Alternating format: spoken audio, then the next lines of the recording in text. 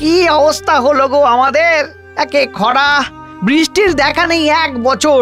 আর বলো না ভায়া, বাড়িতে এক মুঠো অন্ন নেই যে ছেলে মেয়ের মুখে তুলে দেব। পুরোহিত মশাই, প্রণাম নেবেন আমাদের। বেঁচে থাকো বাবা, দীর্ঘজীবী হও। দীর্ঘজীবী আর কি হবে হব বলুন পুরোহিত মশাই? চাষবাসের যা অবস্থা, না খেয়ে মরার উপায় হয়েছে। তাই তো দেখছি হে, এইভাবে চলতে থাকলে মানুষ যে অনাহারে মারা পড়বে। এই অবস্থায় রাজামশাইয়ের পরামর্শ একান্ত দরকার।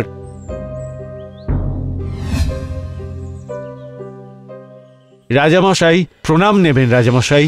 পুরোহিত মশাই, কি ব্যাপার আজ এই অসময়ে? অসময়ই বটে রাজামশাই, রাজ্যের অবস্থা নরক হয়ে দাঁড়িয়েছে। অনাহারে মারা যাচ্ছে বহু মানুষ। এই অবস্থায় আপনি কিছু না করলে। আহা, এতে রাজামশাই কি করতে পারেন হে? যান যান যান, বিদায় হন। এখন যুদ্ধ নিয়ে পরামর্শ চলছে আমাদের। নানা মন্ত্রী, সেনাপতি, পুরোহিত মশাই ঠিকই বলছেন। রাজ্যবাসী যদি সুখে না থাকে তাহলে অন্য রাজ্য দখল করে লাভ কি? এই তোরা কে আছিস? আমার শস্য ভান্ডার খুলে দে, যা শস্য আছে সব বিলিয়ে দে গরিব মানুষদের মধ্যে। কিন্তু রাজামশাই, এই শস্য তো ব্যবহার করার কথা ছিল যুদ্ধকালীন পরিস্থিতিতে। এটা কি যুদ্ধকালীন পরিস্থিতি নয় মন্ত্রী? মানুষে মানুষে যুদ্ধের চেয়েও বড় যুদ্ধ প্রকৃতির সাথে। গরিব মানুষের প্রতি রাজামশাইয়ের দরদ দেখলে একেবারে প্রাণ জ্বলে যায়। কিন্তু মন্ত্রীমশাই, আমরা যে ঠিক করেছিলাম শস্য ভাণ্ডারের থেকে শস্য গোপনে বিক্রি করে প্রচুর অর্থ উপার্জন করব, সে গুড়ে তো বালি পড়লো দেখি। না না না না, সে ব্যবস্থা করতেই হবে। সেনাপতি, তুমি এক কাজ করো, আজ রাতেই শস্য ভাণ্ডার থেকে বাকি যা শস্য থাকবে তা সরিয়ে ফেলো, আর আমি দেখছি রাজামশাইকে কিভাবে ফাঁদে ফেলা যায়।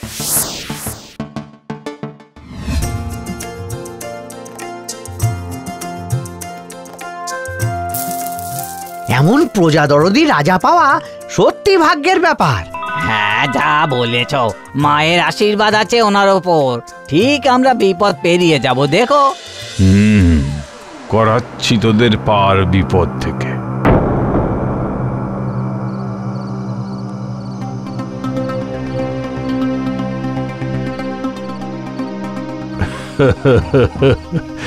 এইবার দেখবে রাজা, কত ধানে কত চাল।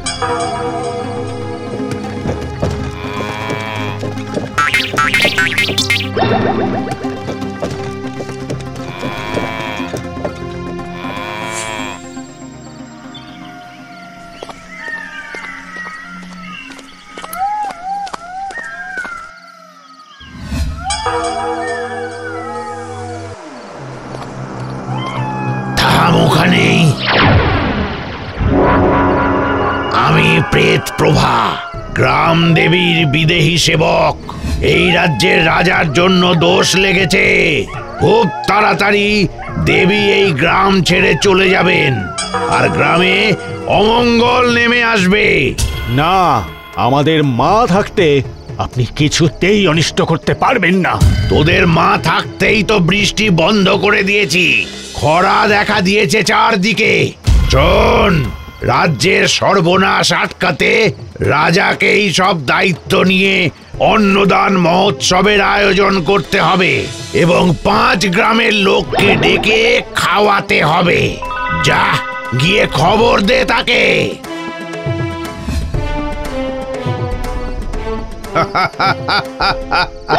এবার মজা দেখবে রাজামশাই। শস্য ভাণ্ডার ফাঁকা, এমত অবস্থায় 5 গ্রামের মানুষকে খাওয়াতে হবে। পালাবার উপায় নেই।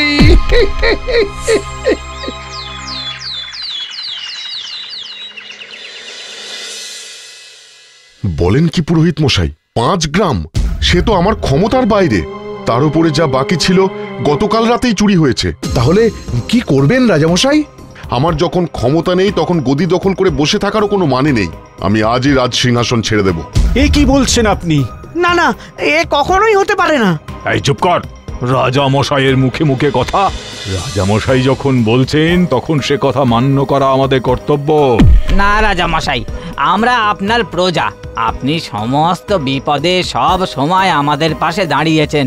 এখন আপনার বিপদে আমরাও আপনার পাশে দাঁড়াবো রাজা মশাই। হ্যাঁ রাজামশাই, আপনি 5 গ্রামে খবর পাঠান, আমরা আমাদের জমা ফসল নিয়ে রাজহেসেলে আসছি।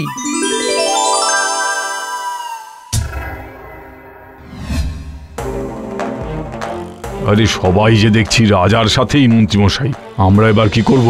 তুমি রাতে হেসেল থেকে সমস্ত কিছু চুরি করে পাঠিয়ে দেবে আমার গুদামে। তারপর চুরির দায়ে 5 গ্রামের সামনে রাজামশাইয়ের কেমন হেনস্থা হয় আমরা দূর থেকে দেখে মজা নেব।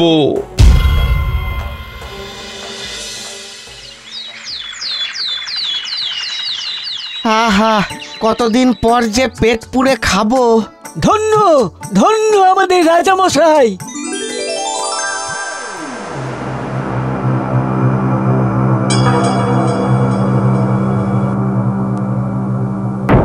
মন্ত্রী, এ যে সর্বনাশ হয়ে গেল গো। কাল রাতে হেসেল থেকেই ফসল চুরি হয়েছে। আমি যে এবার মুখ দেখাতে পারবো না আর। তাই তো দেখছি রাজামশাই, প্রজারা খেপে গিয়ে যদি আবার। না না না না, সে কখনোই হতে দেওয়া যাবে না। রাজামশাই, আপনি এক কাজ করুন, এক্ষুনি পেছনের ফটক দিয়ে বেরিয়ে যান। আমি এদিকে সব সামলে নিচ্ছি, সব। কিন্তু রাজার এত সামগ্রী, অন্তত পক্ষে কয়েকজন লেঠেল হলেও হয়তো। কি বলছো সেনাপতি? রাজপোশাক, ঘোড়া, লেঠেল দেখলে প্রজারা খেপে গিয়ে যদি মারতে আসে? না না না না, আমি বলি কি মহারাজ, এক বস্ত্রে রানীমাকে নিয়ে এই বেলা বেরিয়ে যান। হ্যাঁ, তাই বোধহয় ভালো হবে। হায় রে ভগবান, এ কি অভিশাপ দিলে আমায়।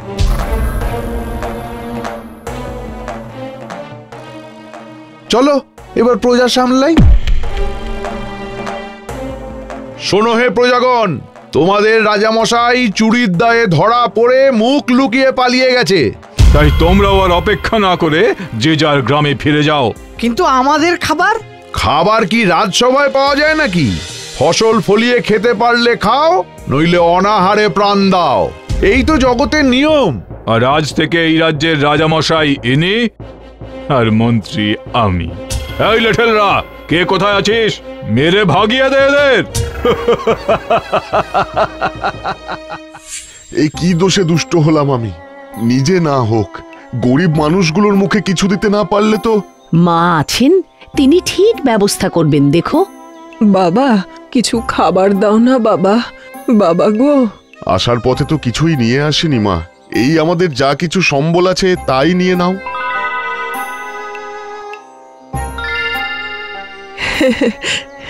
কিন্তু বাবা, তোমাদের এমন দুঃখী দেখাচ্ছে কেন? কি হয়েছে?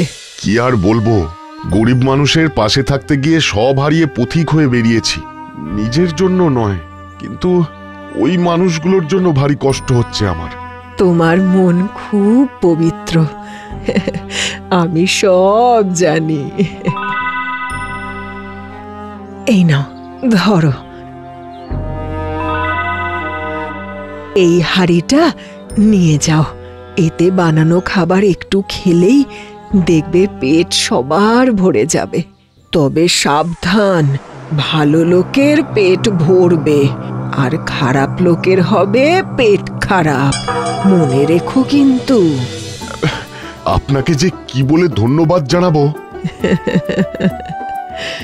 মা যার কাছ থেকে নেয় তাকে ফিরিয়েও দেয় অনেক।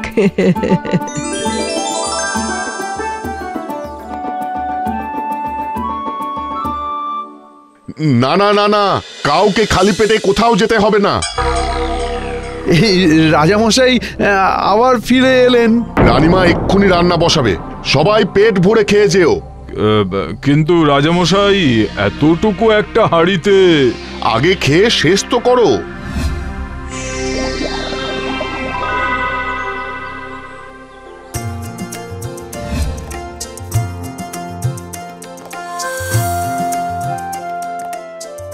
মায়ের কৃপায় সব ব্যবস্থা হয়ে গেছে। এবার সবাই একে একে এসে নিয়ে যাও দেখি।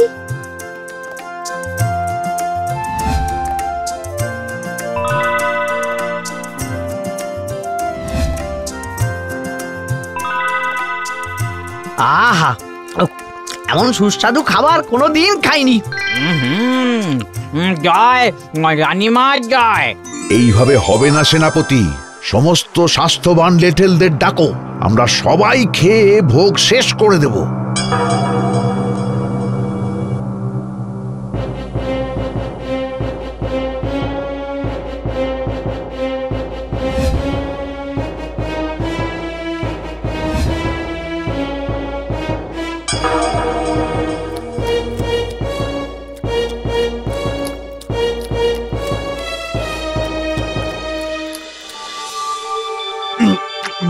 আর যে পারি না খেতে সেনাপতি মশাই।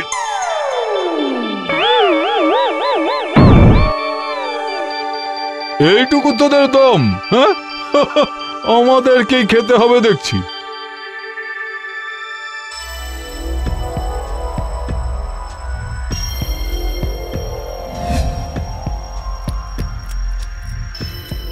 ওরে বাবা গো, ওরে বাবা গো, ওরে বাবা, ওরে মা গো, মা, ওরে বাবা।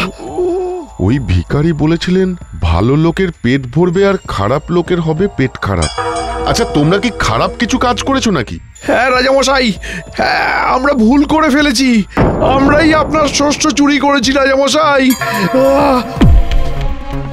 হ্যাঁ রাজামশাই, আমরা গরিব মানুষের ফসল চুরি করেছি, আর আমরা কোনোদিন এই ভুল করব না। ওরে বাবা রে, আমাদের ক্ষমা করে দিন রাজামশাই, আমাদের ক্ষমা করে দিন। ক্ষমা করার আমি কে? দোষ যখন করেছো তখন শাস্তি তো পেতেই হবে। আর আমার গ্রামবাসীরা যতদিন না দুর্যোগ কাটে ততদিন সবাই এখানে 2 বেলা পেট ভরে খেও। জয় রাজামশাইয়ের জয়, জয় রানীমার জয়। আমি আর কে, সবই ওনার কৃপা।